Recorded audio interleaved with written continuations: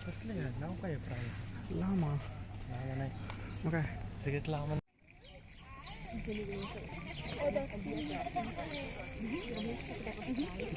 झोपलाय.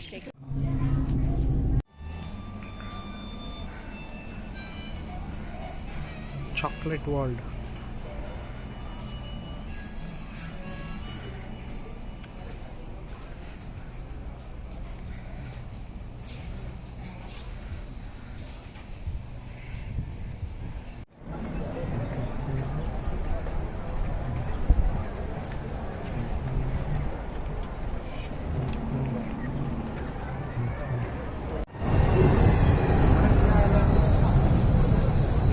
थांबत्या का आपल्या स्टॉपला?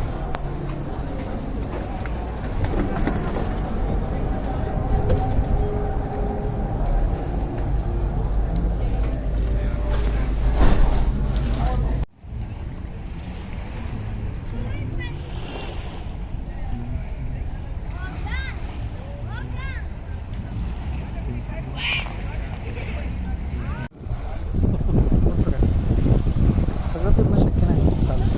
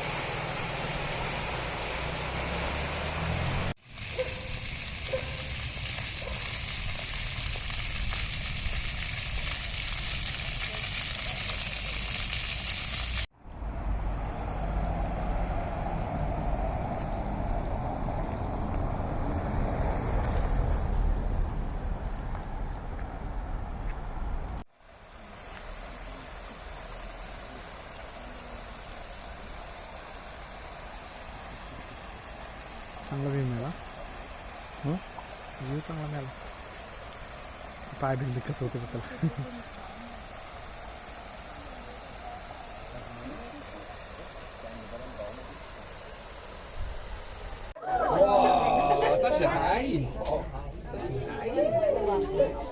Weet je romantische oogst op de ziekte?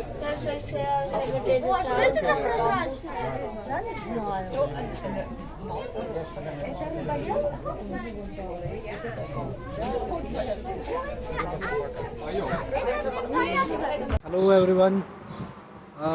आज मी इथं स्वित्झर्लंडमध्येच आहे आणि एका महत्त्वाच्या मुद्द्यावरती थोडंसं बोलणार आहे तुमच्याशी.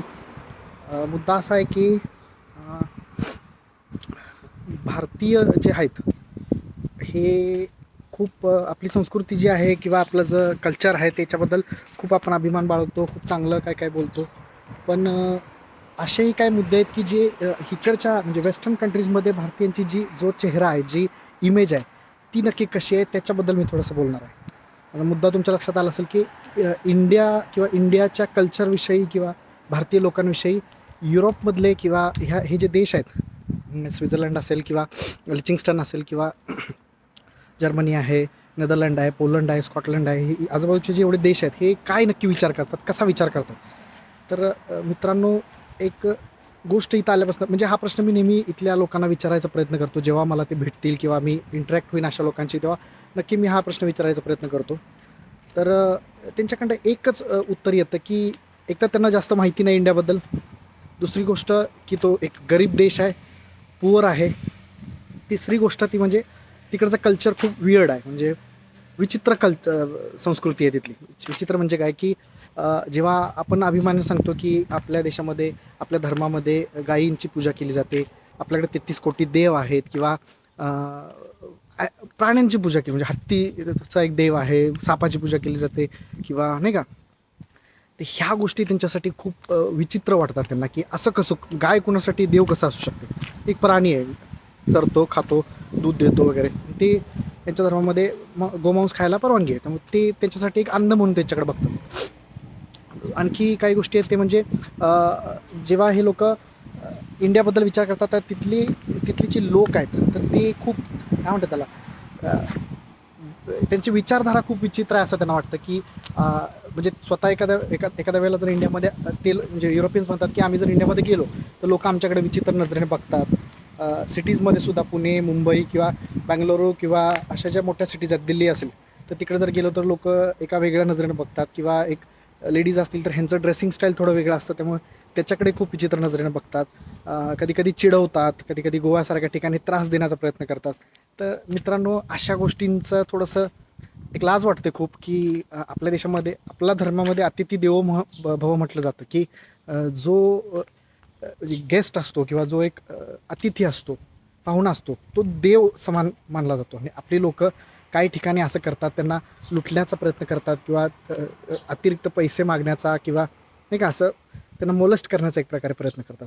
ही गोष्ट एक खूप चुकीची वाटली, खूप चुकीची जाणवली. आणि आपल्या धर्माविषयी, आपल्या देशाविषयी ह्या लोकांना खूप कमी माहिती आहे, जी ह्याला आता म्हणजे ह्याची जबाबदारी मला वाटते आपला मीडिया असेल, आपली लोक असतील, आपलं हे लोक जेवढं आपल्या देशाबद्दल ऐकतात, वाचतात किंवा पाहतात त्याच्या जीवावर आता बोलतात किंवा एवढं नॉलेज नसेल कदाचित त्यांना गरज वाटत नसेल कधी ह्या इंडियासारख्या एखाद्या गरीब देशाचं कधी माहिती घेण्याचं किंवा त्याच्याबद्दल थोडं जाणून घेण्याचं. कारण तर आपणच आपल्या इंडियातली लोकच खूप वेस्टर्न वर्ल्डविषयी खूप क्युरियस असतो त्यांच्याबद्दल. म्हणजे अमेरिकेत काय चाललं आहे किंवा युरोपमध्ये काय चाललं आहे, तिथली लाईफस्टाईल कशी आहे, तिकडचं यूट्यूबवरती दुनियाभरचं मॅटर आहे, तुम्ही बघू शकता.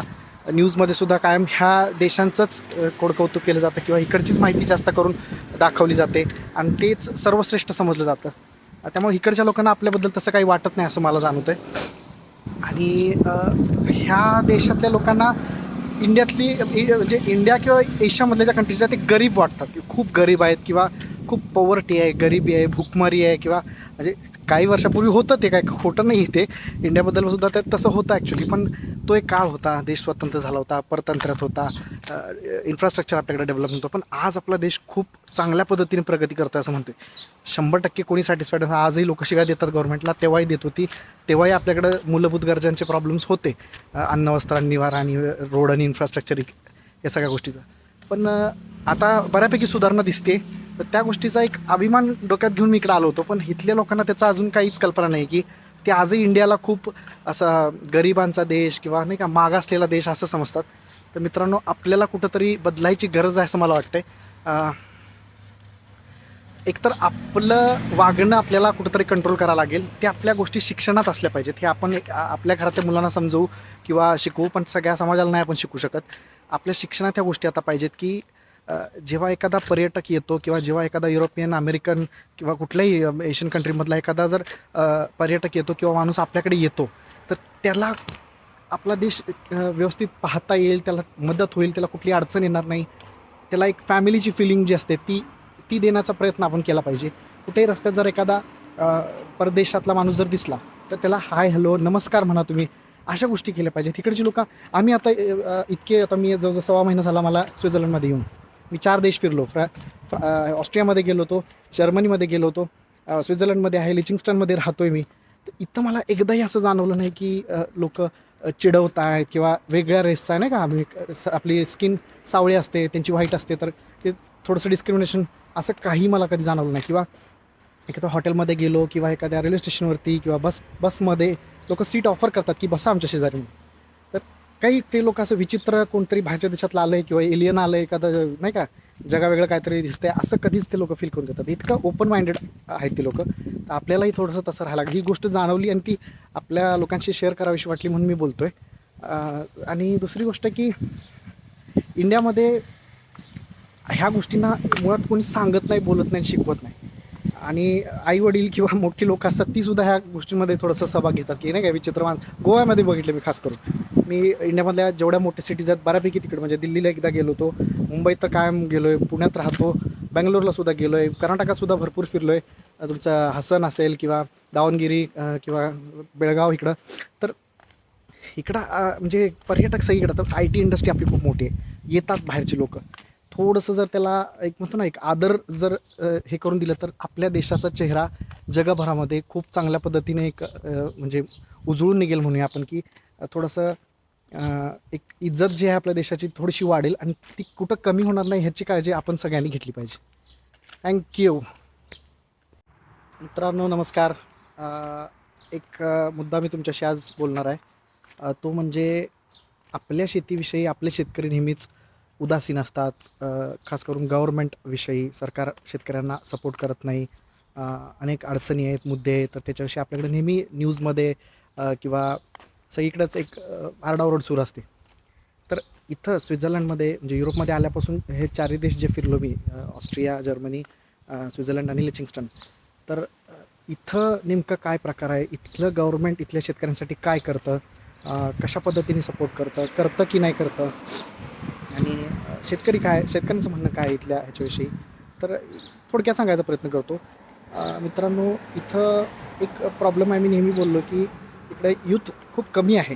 कमी आहे म्हणण्यापेक्षा थोडं प्रमाण कमी आहे. इकडं जे लोकांचं ॲव्हरेज वय आहे ते 40-45च्या पुढं आहे. तर इकडं शेती करण्यासाठी मनुष्यबळाची खूप मोठी कमतरता आहे आणि तो एक मुद्दा आहे की जो गव्हर्मेंटसुद्धा टॅकल करण्याचा नेहमी प्रयत्न करत आहे. तर त्याच्यासाठी गव्हर्मेंट इथल्या लोकांना शेती करण्यासाठी खूप मदत करत आहे, खूप म्हणजे खूप मदत करते. इथल्या लोकांना म्हणजे सबसिडीज दिल्या जातात, खूप मोठ्या प्रमाणामध्ये सबसिडीज दिल्या जातात. त्याच्यामध्ये तुम्हाला सांगतो, जी जमीन आहे, तुम्ही जी लँड होल्ड करता, तुम्ही एक शेतकरी असाल, तुम्ही जी लँड होल्ड करताय, तर त्याच्यावरती तुम्हाला प्रति स्क्वेअर मीटर एक ठराविक रक्कम दिली जाते. जमिनीच्या तयारी करण्यासाठी तुम्हाला मदत केली, म्हणजे इकडे डोंगराळ भाग असल्यामुळे तुम्ही फ्लॅट लँड्स कमी आहेत, तर त्या तयार करण्यासाठी इकडं मदत केली जाते शासनातर्फे. त्याच्यानंतर सगळ्यात महत्त्वाची गोष्ट म्हणजे तुम्ही दूध उत्पादक शेतकरी असाल तर काही अतिरिक्त बेनिफिट्स तुम्हाला मिळतात. म्हणजे प्रति जनावर गाई खरेदी करण्यासाठी, गाईंच्या औषध उपचारासाठी असेल, ब्रीडिंगच्या काही गोष्टींमध्ये जर तुम्हाला काही मदत लागत असेल तर त्याच्यामध्ये सुद्धा गव्हर्मेंट इथं खूप सपोर्ट करतं किंवा मदत करतं. इथल्या शेतकऱ्यांशी बोलणं मला थोडंसं जाणवलं की इथली जी तरुण पिढी आहे ती जी शहरं असतात किंवा जे शहरांमध्ये जे मेट्रो लाईफ असते, जी मेट्रो लाईफस्टाईल असते, त्याच्याकडं खूप जास्त आकर्षित होतात. आणि तोच पुन्हा एक प्रॉब्लेम आहे की शेतीला कमी ग्लॅमर आहे, ग्लॅमर कमी आहे. लोकांना शेती हे नाही का असं एवढा ग्लॅमरस वाटत नाही किंवा त्याच्यामध्ये इतकं असं काही करण्यासारखं आहे असं वाटत नाही, किंवा एक काय म्हणतो एक फेम मिळत नाही त्या व्यवसायाला. खूप मोठा व्यवसाय येतो ॲक्च्युली, पण त्याला तितक्या प्रमाणामध्ये असं रेकॉग्निशन मिळत नाही. तुम्ही किती चांगलं काम केलं, किती पैसा कमावला, तरी तर तुम्हाला नाही का शेणाघाणीत राबणारी माणसं किंवा कष्ट करून जगणारी माणसं असंच तुमचं एक ओळख निर्माण होते. तर इथंही तो प्रॉब्लेम आहे. त्यासाठी इथली जी लोकं शेती करतात त्यांनी शेती सोडू नये ह्याच्यासाठी इथलं गव्हर्मेंट खूप म्हणजे मदत करायचा प्रयत्न करत आहे. त्याच्यानंतर त्यांच्याशी बोलताना काही मुद्दे लक्षात आले की इथं सगळं यंत्रांद्वारे केलं जातं. हा एक महत्त्वाचा इकडं एक पार्ट वाटला की इथं मनुष्यबळ कमी असल्यामुळं इथलं जे गव्हर्मेंट आहे ते यंत्रांसाठी भयानक पैसे खर्च करतात. ऑटोमेशन जितकं करता येईल, जितक्या गोष्टी ऑटोमेटेड करता येतील याच्यासाठी गव्हर्मेंट खूप सपोर्ट करतं. त्याच्यामध्ये ट्रॅक्टर्स असतील, त्याच्यामध्ये जे आता चाराचं ह्यांच्याकडे बर्फ पडतो, यांना वर्षाचा चारा साठवून ठेवावा लागतो, त्याच्यासाठी लागणारे जी यंत्र आहेत ते जे गोठ्याजवळ मोठे सायलोज दिसतात तुम्हाला, ते सायलोज बनवण्यासाठी सुद्धा गव्हर्मेंट सबसिडाईज करतं. त्याच्यानंतर नवीन बियाणे, खतं, ह्या सगळ्या गोष्टींना सुद्धा गव्हर्मेंट मदत करतं. शेतकरी मित्रांनो इथं जे तो शेतकरी सांगत होता की जे ते लोक खरेदी करतात प्रत्येक गोष्टीचं बिल गव्हर्मेंटला देऊन जमा करतात आणि त्याच्यातनं त्यांना आर्थिकदृष्ट्या मदत 100% मिळते. आता काही प्रमाणामध्ये इथं बाहेरच्या देशातले सुद्धा कामगार शेतीसाठी आणले जातात. उदाहरणार्थ त्या गोठ्यावरती ब्राझीलमधून काही कामगार त्याच्याकडं काम करत होते, म्हणजे त्यांनी ते आणले होते बाहेरच्या देशातले. इथं ती अडचण आहे आणि हे स्वतः 14-14 तास म्हणजे त्यांच्या शेतीमध्ये काम करतात. आपल्याकडे ती बोंबाबोंब असते की काम किंवा ऊन, त्रास, बाकीच्या गोष्टी. इकडं थोडं तो बेनिफिट असू शकतो त्यांना की टेम्परेचर कमी असल्यामुळे तितकं काम करू शकतो माणूस एफिशियंटली. तर ह्या गोष्टी आहेत. दुसरी गोष्ट, इकडचं गव्हर्मेंट म्हणजे विश्वास बसणार नाही तुम्हाला, इकडचं गव्हर्मेंट इथल्या शेतकऱ्यांना इंधनावरती सूट देतं. म्हणजे कसं मी सांगू तुम्हाला की जर तुमच्याकडे ट्रॅक्टर आहे, 300 HP 400 HP ट्रॅक्टर्स असतात, तुम्ही कल्पना करू शकता की किती डिझेल ते ट्रॅक्टरला लागत असेल. तर इकडचे जे गव्हर्मेंट आहे ते म्हणजे इकडच्या नागरिकांपेक्षा शेतकऱ्यांना स्वस्तात डिझेल मिळतं, असं सोप्या भाषेत तुम्ही म्हणू शकता. तर हे एक गोष्ट खूप वेगळी आहे. आणि जर तुम्ही इथले शेतकरी असाल आणि तुम्ही जर मोठा ट्रॅक्टर आहे किंवा तुमच्याकडे इंधन खूप मोठ्या प्रमाणात तुम्हाला लागतं आहे, तर तुम्ही जे काही इंधन वापरताय त्याच्यावरचा जो टॅक्स आहे तो सुद्धा तुम्ही म्हणजे गव्हर्नमेंटकडे हे करू शकता, रिफंड करण्यासाठी अर्ज करू शकता. त्याचा टॅक्सचा परतावा घेऊ शकता तुम्ही गव्हर्नमेंटकडनं. म्हणजे खूप म्हणजे साधारण 8 ते 9% कमी किमतीने इथल्या शेतकऱ्यांना डिझेल मिळतं. तर ही एक खूप जबरदस्त गोष्ट आहे. इथल्या शेतकऱ्यांना गव्हर्नमेंट खूप चांगल्या पद्धतीने सपोर्ट करायचा प्रयत्न करत आहे. त्याच्यानंतर ह्या देशाचं एक आर्थिक धोरण जे असतं ते मेंटेन करताना किंवा त्याचं नियोजन करताना हा देश म्हणजे हे इथलं गव्हर्नमेंट जे आहे ते खूप काळजी घेतं की इम्पोर्ट्सवरती जे आहे ते थोडंसं चांगले रिस्ट्रिक्शन ठेवायचा प्रयत्न करतं की इथलं जे उत्पादन आहे, इथले जे शेतकरी जे उत्पादित करतात माल, त्याला कुठंही कमी दर मिळणार नाही किंवा त्याच्या किमती स्थिर राहतील, एकसारखे राहतील, शेतकऱ्यांना चांगल्या पद्धतीचा नफा मिळेल आणि शेती चांगल्या पद्धतीने फायद्यात राहील.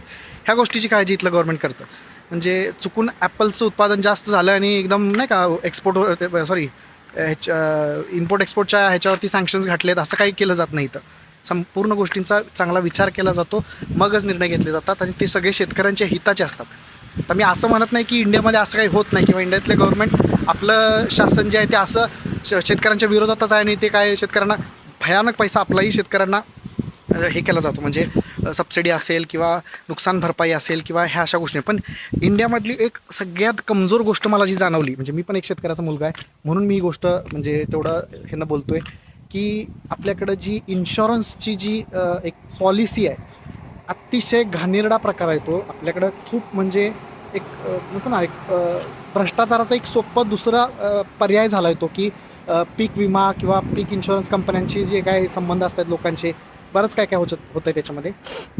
ते इथलं गव्हर्नमेंट मी माहिती घेतली तर इथलं शासन इथल्या शेतकऱ्यांसाठी स्वतः प्रीमियम भरतं. म्हणजे $5,000 काहीतरी प्रति एकर इथलं म्हणजे इथले डॉलर्स जे आहेत ते $5,000 इथलं गव्हर्नमेंट शेतकऱ्यांसाठी स्वतः 2 टप्प्यामध्ये पे करतं. आणि काही नुकसान झालं तर ते त्याचं 100% जे काय असेल तो जो म्हणजे त्याचं जे भरपाई असते ती त्या शेतकऱ्याला कुठलंही झिकझिक किंवा कुठलाही त्रास न सहन करता मिळते. तर ही एक खूप महत्त्वाची गोष्ट आहे. जर तुम्हाला शेती स्थिर करायची असेल, शेतीमध्ये स्टॅबिलिटी आणायची असेल, लोकांना एक त्या व्यवसायाविषयी थोडंसं एक काय म्हणतो आपण एक विश्वास जर वाढवायचा असेल, वाटू द्यायचा असेल, आत्महत्या करतात आपल्याकडे शेतकरी, अशा गोष्टी जर थांबवायच्या असतील तर मग कुठल्याही गोष्टीला एक संरक्षण असणं गरजेचं आहे. जर त्याचं संपूर्ण कुटुंब त्या एका शेतीवर किंवा एका व्यवसायावर अवलंबून असेल तर त्याला इन्शुरन्स असणं खूप गरजेचं आहे आणि त्याच्यात ती मिळण्यासाठी त्याला म्हणजे त्रास नाही झाला पाहिजे. तर ही एक गोष्ट आपल्याकडं सुधारण्याची मोठा स्कोप आहे असं म्हणूया आपण. अशा काही गोष्टी आहेत. बाकी इथले शेतकरी एन्जॉय करतात लाईफ. त्यांना 6 महिने उन्हाळा मिळतो त्यावेळेस त्यांना शेती करायचे खूप म्हणजे मोठे चॅलेंजेस असतात. पुन्हा पुढचे काही 3-4 महिने त्यांच्याकडे विंटर्स असतात त्यावेळेस तेव्हाचे चॅलेंजेस वेगळे असतात. पण चांगलं इथलं गव्हर्नमेंट शेतकऱ्यांना बऱ्यापैकी चांगल्या पद्धतीने सपोर्ट करत आहे. तर ही तुम्हाला माहिती मला द्यावीशी वाटली त्यामुळे हा व्हिडिओ केला. थँक्यू. मित्रांनो, चॅनल सबस्क्राईब करा आणि बेल आयकॉन दाबा. स्वित्झर्लंडमधलं बस स्टॉप, असे बस स्टॉप्स असतात. इकडे रोड्सला राईट साईडने ड्राईव्ह करतात, जे इंडियामध्ये आपल्या लेफ्ट साईडने ड्राईव्ह करतात. खूप वेगळं आहे ते.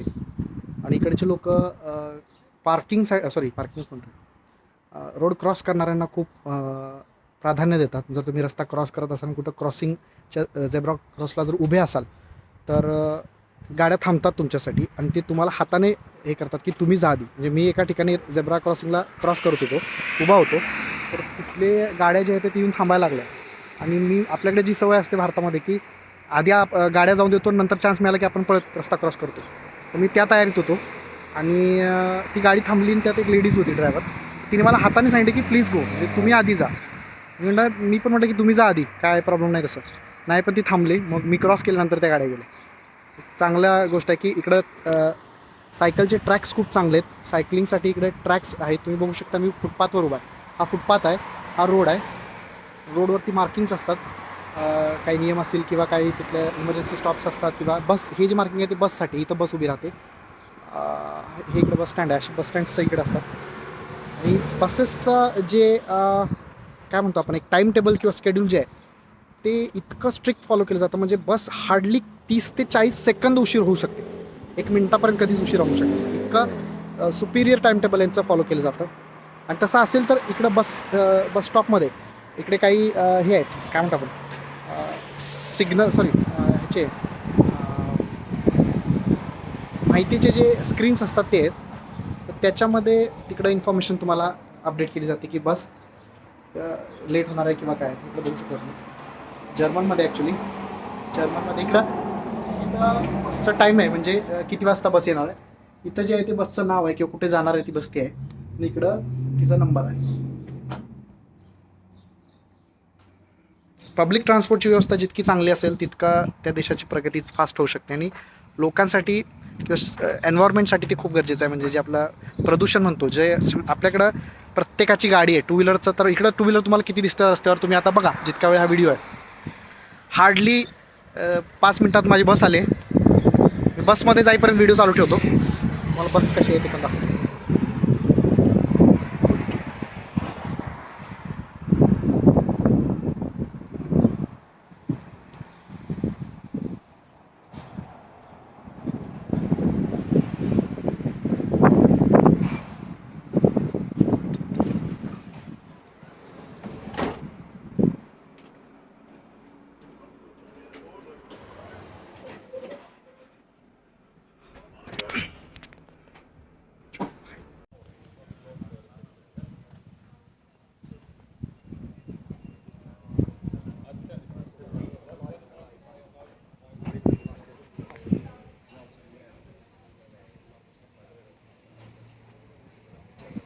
आठ पेज.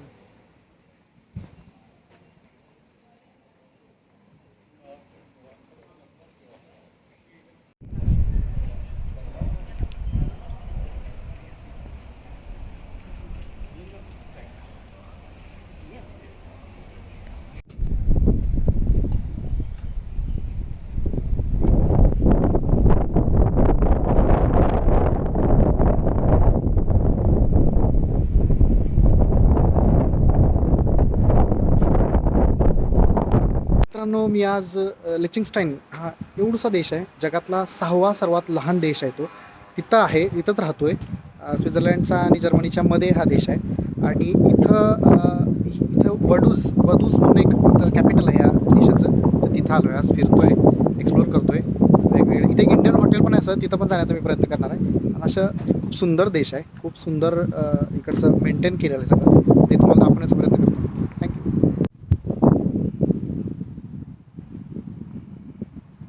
असे आर्टचे काही नमुने इकडे उभे आहेत.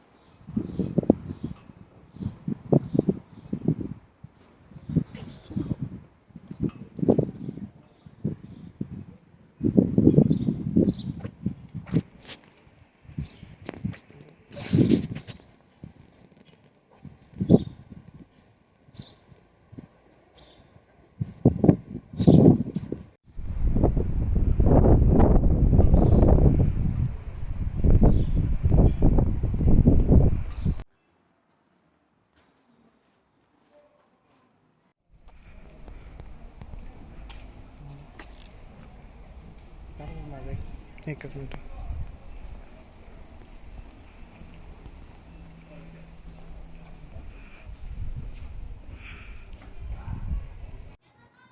मित्रांनो, इकडे एक वर्ल्ड ऑफ वॉचेस म्हणून मोठं घड्याळाचं शोरूम आहे.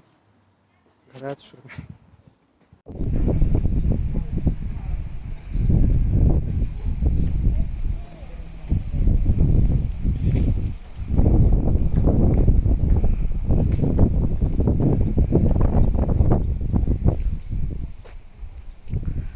वर्ल्ड ऑफ वॉचेस, जगभरातल्या सगळ्या मोठ्या घड्याळांचे इकडे शोरूम्स आहेत. आणि इकडे एक कासल आहे इथल्या राजाचं, किंगचं.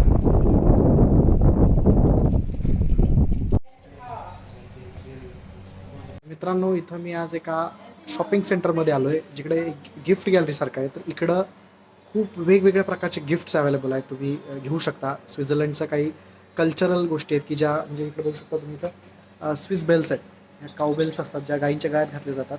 तर ह्या बेल्स इकडचं एक संस्कृतीचं प्रतीक आहे, त्यामुळे इकडून ह्या गोष्टी खूप लोक घेऊन जातात. ह्या देशाला वेगवेगळ्या प्रकारच्या घड्याळांचा खूप, म्हणजे नाद नाही म्हणू शकत, पण एक फॅन्टसी असते लोकांना चांगल्या घड्याळांची, खूप महागड्या घड्याळांची. तर ती घड्याळ आहे तिकडं. त्याच्यानंतर तुम्ही बघू शकता संपूर्ण गॅलरी, संपूर्ण डिस्प्ले. इकडे सुद्धा काही हे आहेत, मी तुम्हाला रिअर कॅमेरा.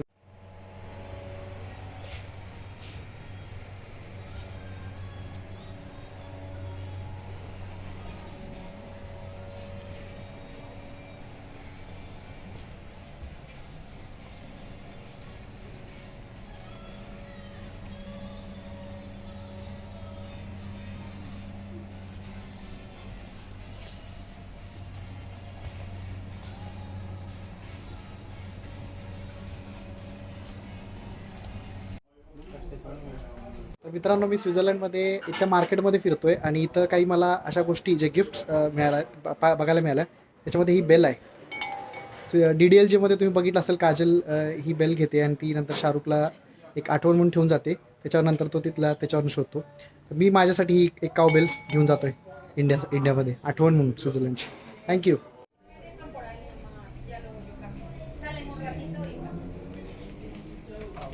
सो मित्रांनो, थोडंसं शॉपिंग केलं आहे मी आणि आता जरा बाहेर आलो आहे. तिकडचा परिसर तुम्हाला दाखवतो. इकडं मित्रांनो तुम्ही वरती जर बघू शकता, तिकडे एक कासल आहे जे इथल्या राजाचं कासल आहे म्हटलं जातं. आणि इकडं हे जे परिसर आहे तो सगळा गव्हर्नमेंटच्या अंडरच येतो. सगळ्या मार्केट्स किंवा सगळे जे रोड्स असतात, इन्फ्रास्ट्रक्चर असतं, ते इथलं गव्हर्नमेंट इथल्या सुशोभीकरणाची जबाबदारी घेतं. म्हणजे आपण म्हणतो की परदेश एवढा सुंदर काय, किंवा वेस्टर्न कंट्रीज, युरोप हे सगळं एवढं सुंदर काय. तर असे जागोजाग मॉन्युमेंट्स, जागोजाग माहितीचे फलक, लोकांची गैरसोय होणार नाही असं कुठलंही इथं म्हणजे काय असं अडचण ठेवली जात नाही. इथल्या रस्त्यांवरती खूप सुंदर फुलं, चांगलं गार्डनिंग, सुशोभीकरण, चांगली झाडं. इथं तुम्ही बघू शकता पार्किंग लॉट्स असेल, जिकडं मोकळी जागा व्यवस्थित चांगलं असेल तर तिकडं चांगल्या पद्धतीची झाडं अशी इकडं तुम्ही बघू शकता. हे एक झाड आहे, इकडेही काही झाडं आहेत. अशी झाडं जिथं तिथं तुम्हाला लावलेली दिसतील. आणि हे सगळं मेंटेन करणं खूप मोठा जॉब आहे. अख्खा देश जर गव्हर्नमेंटला जर सांभाळायचं असेल आणि सुंदर जर ठेवायचं असेल, कारण युरोपियन कंट्रीजमध्ये टुरिझम हा खूप मोठा उत्पन्नाचा स्रोत समजला जातो आणि याच्यातून खूप मोठ्या प्रमाणात त्यांना उत्पन्न मिळतं, पैसे मिळतात. तर त्याच्यासाठी ते देश तितकेच सुंदर ठेवणं त्यांच्यासाठी खूप गरजेचं आहे. आणि हे काम इथलं गव्हर्नमेंट करतं. हे एक थोडंसं म्हणजे काय म्हणतो आपण, एक विशेष कौतुक आहे इथलं ह्या गोष्टींचं. एकतर ह्याच्यासाठी सेपरेट त्यांच्याकडे खूप एम्प्लॉईज आहेत, खूप माणसं आहेत. आणि दुसरी गोष्ट सगळं ऑटोमेटेड आहे त्यांच्याकडं. त्या झाडांच्या किंवा ह्याच्या पाण्याची सोय त्यांनी खूप चांगल्या पद्धतीने केलेली आहे. त्यांचं कटिंग जे आहे ते जे म्हणतो ना, ते ग्रूमिंग केलं जातं, त्या झाडांचं प्रोनिंग केलं जातं, ज्याला आकार देणं म्हणतो आपण. तर ह्या सगळ्या गोष्टी इथं गव्हर्नमेंटतर्फे केल्या जातात. त्यामुळे हे इतकं सगळं व्यवस्थित मेंटेन आहे आणि इतकं चांगल्या पद्धतीने दिसतं आपल्याला. आपल्या इंडियामध्येही, आपला भारतही सुंदर आहे, पण तो लँडस्केप्समध्ये आहे. आपली शहरंसुद्धा इतकी सुंदर व्हावीत, सुटसुटीत व्हावीत. तुम्ही बघू शकता गर्दी, गोंगाट किंवा असं काही नाही आहे. शांत एकदम पीस मिळतं इकडं फिरताना किंवा करताना. आणि पब्लिक ट्रान्सपोर्ट चांगलं आहे, त्यामुळे कुठेही जाऊ शकता, आरामात फिरू शकता. त्याच्यामुळं इकडं आल्याचा एक वेगळाच अनुभव आहे, खूप वेगळा अनुभव आहे. शेतकरी मित्रांनो, इथं शॉपिंग करत असताना एक गोष्ट दिसली आणि ती घेण्याचा आवर्जून प्रयत्न करतो आहे, ती विकत घ्यायचा प्रयत्न करतो आहे. तर ती आहे ही कावबेल. तुम्ही बघू शकता हे कावबेल्स आहेत. आपल्याकडेही जनावरांचे गळ्यांमधले जे घाट असतात किंवा चाळ असतात, बैलांच्या गळ्यातले जे माळा असतात घुंगरांच्या, तर ह्याही खूप मोठ्या प्रमाणामध्ये आपण ठेवतो आपल्या घरांमध्ये, सुशोभीकरणासाठी वापरतो. तर ह्या सगळ्या गोष्टी म्हणतो ना आपण एक काळाच्या पडद्याआड गेल्यात, की आता त्या बघायला मिळत नाहीत किंवा आता त्या घरात कोणी ठेवत नाही. मुळात प्रॉब्लेम आहे की ते पितळीचे जे घंटे असायच्या मोठ्या, त्या मी बऱ्याच वेळेला खुंटीवर अडकवलेल्या वगैरे बघितल्या आहेत. तर इकडं अशा ज्या कावबेल्स आहेत, तुम्ही बघू शकता इकडे एवढ्या कावबेल्सचे वेगवेगळ्या साईज आहेत. तर मोठ्याही साईजच्या काही आहेत. DDLJमध्ये तुम्ही बघितलं असेल, काजलनं ती कावबेल ठेवली होती आणि मग त्याच्यावरनं शाहरुखने तिला शोधलं होतं. तर अशा गोष्टी इकडं खूप एक आपली संस्कृतीचा खूप अभिमान बाळगला जातो आणि त्या गोष्टी जतन केल्या जातात, डिस्प्ले केल्या जातात, लोकांना दाखवले जातात. प्रत्येक घरामध्ये, घराच्या समोर तुम्हाला ह्या मोठ्या मोठ्या कावबेल्स बघायला मिळतील, जे पारंपरिक जुनी घरं आहेत तिथं. तर आपल्याकडं अशा गोष्टी होत्या, पण त्या आपण घरातनं बाहेर काढून टाकल्या. त्या भंगारात किंवा कुठेतरी अडगळीत पडल्या असतील कदाचित. चेक करा आणि बाहेर काढा, त्याला पॉलिश करा आणि आपल्या घरांमध्ये अभिमानाने लावा. मी लावणार आहे आता. तर मित्रांनो, शॉपिंग करताना एका गोष्टीचं खूप विचार करावा लागतो की खिशात पैसे किती आहेत. कारण इकडचं जे चलन आहे, इथं जे मी खर्च करतो आहे तो सगळा स्विस फ्रँक्समध्ये करतो आहे. लिचिंगस्टाईनमध्ये आणि स्वित्झर्लंडमध्ये फ्रँक्स चालतात. ते जर जर्मनीला किंवा आपण ऑस्ट्रियाला गेलो होतो तेव्हा तिकडं युरोजमध्ये खर्च करत होतो. युरोज चालतात तिथं. तर प्रत्येक गोष्ट म्हणजे इथल्या हिशोबानं इथलं करन्सी योग्य आहे, कारण इथलं उत्पन्न तसं आहे. आपल्याकडनं जेव्हा आपण इकडे येतो आणि इकडे खर्च करायचा प्रयत्न करतो तेव्हा ते गुणिले एक 80 रुपये, आता डॉलरची किंमत 80 आहे, CHF म्हणजे स्विस फ्रँक पण जवळजवळ 79 काहीतरी रुपये. तर कुठलीही गोष्ट म्हणजे इथं नॉर्मल आता चॉकलेट किंवा एखादा तुमचा कोका कोलाची बॉटल किंवा काही जर घ्यायचं म्हटलं तर साधारण 3.5-4 स्विस फ्रँक्स वगैरे लागतात. मग जेव्हा मी तिथं घ्यायला जातो तेव्हा मला फक्त एक विचार करायला लागतो की गुणिले 80ने करावं लागतं. तर 4 स्विस फ्रँकची बॉटल असेल तर 8×32, तर 320 रुपयाची मी वस्तू घेतो आहे ह्याचा आधी विचार करूनच कुठली गोष्ट खरेदी करायला लागते. तर परदेश छान आहे, सुंदर आहे, खूप महाग आहे. त्यामुळं खूप म्हणजे इकडं शॉपिंग करताना मी एकच काळजी घेतली की फक्त अशाच वस्तू घेतल्यात ज्या इंडियामध्ये मला मिळणार नाही. कारण फक्त इकडून काहीतरी घेऊन जायचं म्हणून जर मी घेतलो तर ते वेस्ट ऑफ मनी आहे. तुमचं पॉकेट अक्षरशः वॉशआउट होऊन जाईल आणि वर्थ इटसुद्धा नाही. कारण की जे ब्रँड्स इकडे मिळतात म्हणजे कपड्यांचे वगैरे असतील तर ते सगळे ब्रँड्सचे कपडे तुम्हाला तिकडे इंडियामध्ये मिळतात आणि खूप स्वस्तात, कारण आपलं ते रुपीजमध्ये आपण खर्च करतो. त्यामुळं इकडं शॉपिंग करताना ही एक गोष्ट भयानक काळजी घ्यावी लागते की इवन बाहेर खातानासुद्धा काही इकडचे जे फूडचे जे हे आहेत हॉटेल्स आहेत ते खूप महाग आहेत. आम्ही शक्यतो असाच प्रयत्न केला की जितकं एक मध्यम जे रेस्टॉरंट्स असतात, आता जिथं राहतो आहे आम्ही तिथलं फूड खूप चांगलं आहे, कंपनीच्या कॅन्टीनमधलं फूड खूप चांगलं आहे. बाकी आम्ही आमच्या घरून भरपूर घेऊन आलो आहे, त्यामुळे तिकडे आमचे पैसे वाचतात. तर ती गोष्टचा आम्ही नक्की विचार केला होता की इकडं जर राहायचं म्हटलं तर खर्च खूप होणार होता. तर मी माझं आर्थिक बजेट थोडंसं सेविंग्सवरती जास्त ठेवलं आहे, तर मी इकडं जास्त एन्जॉय करू शकेन, जास्त दिवस मला राहायचं आहे. त्यामुळे थँक्यू. मित्रांनो, इथं पब्लिक वॉशरूम कसे असतात ते तुम्हाला दाखवायचा प्रयत्न करतो. इकडं वॉशरूम्स आहेत.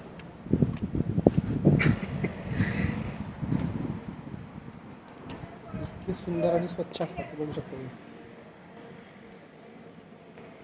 तर मित्रांनो, परदेशात फिरताना तुम्हाला फिरण्यासाठी जे काही ऑप्शन्स मिळतात त्याच्यामध्ये काही इलेक्ट्रिकल बाईक्स आहेत. जसं आपल्या पुण्यामध्ये मगरपट्टा सिटीमध्ये किंवा अशा बाईक्स दिल्या जातात, अशा बाईक्स असतात, तुम्ही बघू शकता. या तुम्ही घेऊन फिरू शकता. इकडं लोक खूप असं बाईक्स वगैरे वापरतात, कारण छोट्या सिटीज असतात आणि इकडे तिकडे कुठं फिरायचं म्हटलं तर ते इझी पडतं. त्यामुळे ते सोपं जातं आणि त्याच्यासाठी काही एक वन टाईम पे करायला लागतं तुम्हाला आणि परत फक्त त्या स्टेशनला तुम्हाला आणून बाईक सोडावी लागते. That's all. सो मित्रांनो, आता एक चर्च बघायला जातो आहे लिचिंगस्टनमध्ये. इथं आलो आहे, कुठं आलो आहे, वधूजमध्येच आहे. इकडे एक लिचिंगस्टनचे बँक आहे, तुम्हाला दिसत असलं. सो स्वित्झर्लंड आणि लिचिंगस्टन हे बँक कॅपिटल्स आहेत. मनी मार्केट खूप मोठं आहे इकडे. मोठ्या मोठ्या जगातल्या ज्या बँक्स आहेत त्यांचे हेडक्वार्टर्स आहेत. हेच या देशाचं सगळ्यात मोठं उत्पन्न आहे असं म्हणू शकता. त्यामुळे हे देश श्रीमंत आहेत आणि खूप सुंदर आहेत. तर इकडे एक चर्च आहे, मी तुम्हाला दाखवतो. इकडे एक चर्च आहे खूप मोठा. इकडे शिकतोय यूट्यूबिंग. तर बेल ऐकली असेल तुम्ही. तर सगळे म्युझियम्स आहेत तिकडं, छान आहेत वेगवेगळे. सो तिकडे एक इंडियन कुटुंब पण दिसतंय आम्हाला. इंडियन फॅमिली आली फिरायला, त्यांचे फोटोज काढून देतो थोडेसे. थँक्यू. मित्रांनो, ते एक इंडियन कुटुंब पाठीमागे चाललेलं दिसत असेल तुम्हाला. मी त्यांच्याशी बोलायचा प्रयत्न केला, पण एक परदेशामध्ये आलं की लोक, भारतीय लोक एकमेकांना बघून न बघितल्यासारखं करतात, कारण माहीत नाही. असो, इकडे एक गोळ्यावर सूर्य आहे, बघू शकता तुम्ही. एक म्युझियम आहे खूप मोठं आणि एक चर्च आहे. आपण तिकडे जायचा प्रयत्न करूया, मी तुम्हाला दाखवायचा प्रयत्न करतो.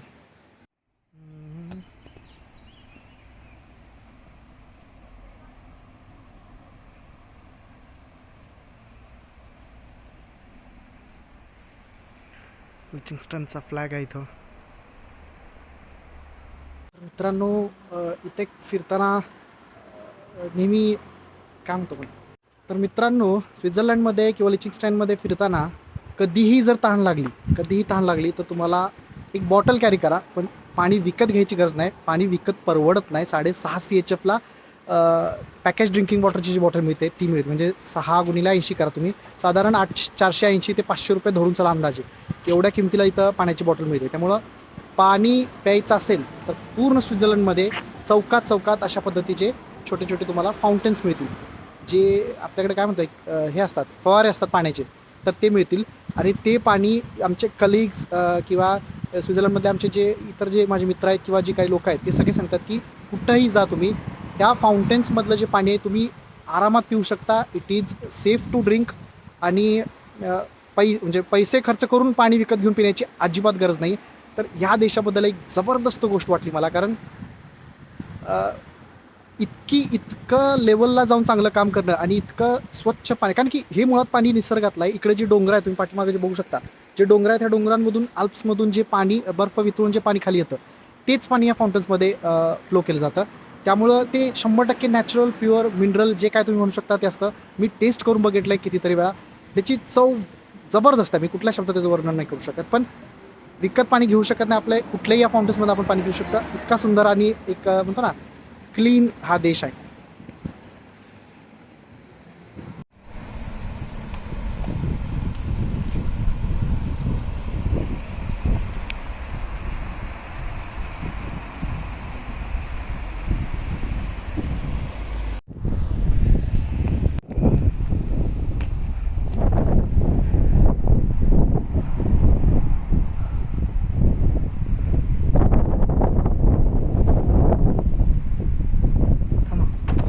जायचं? हां, जाऊ शकतो ना.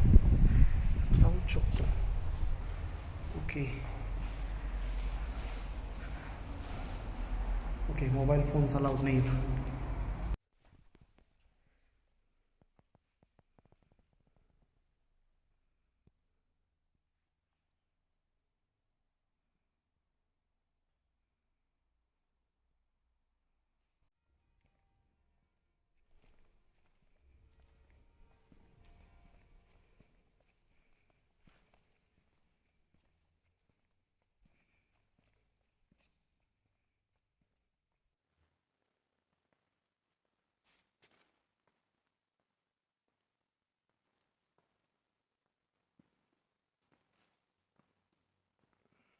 मित्रांनो, आत्ताच चर्चमध्ये मी जाऊन आलो. भयानक शांतता होती तिथं, एक वेगळीच शांतता जाणवते. कधीच म्हणजे असं फील केलं नाही. आणि खूप वेगळं आहे यांचं, म्हणजे आपल्याला मंदिरांमध्ये जायची सवय असतेच, पण मंदिरांसारखं अजिबात नाही आहे. आणि खूप छान वाटलं, पण थोडं वेगळं बघता आलं मला.